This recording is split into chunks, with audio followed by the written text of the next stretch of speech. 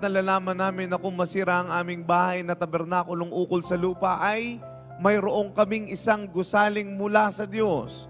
Bahay na hindi gawa ng mga kamay, walang hanggan sa sangkalangitan.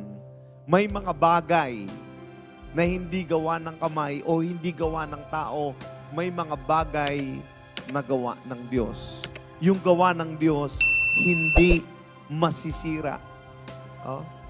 Let's go back to the truth.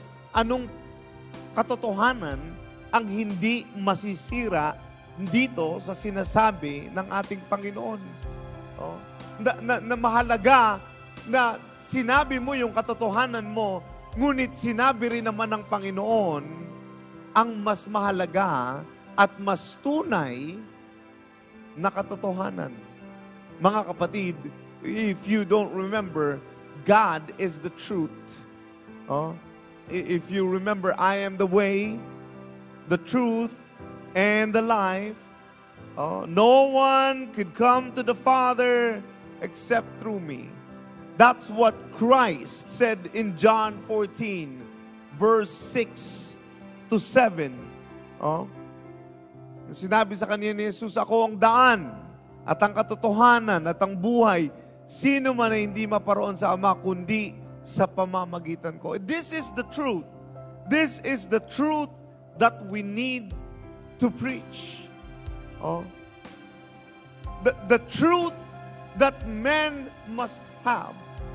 That it's not the law of man, which is the truth, but rather the law of God. Because in the end,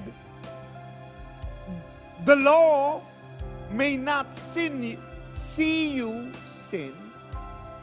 The law may not be, tandaan natin, maraming nakakatakas sa batas. No? Maraming hindi nakakakita ng kakulangan. Ngunit ito, mga kapatid, may katotohanan ng Diyos na ibinibigay sa atin na hindi pwedeng tanggalin ng sino man. There is the truth that cannot be refuted by any man. No matter how much you negotiate and argue, there is one truth that you cannot take out. Hindi mo siya matatanggal at hindi ito mawawala. At walang iba kung hindi ang katotohanan ng ating Panginoong Hesukristo na siya ay ang ating tagapagligtas.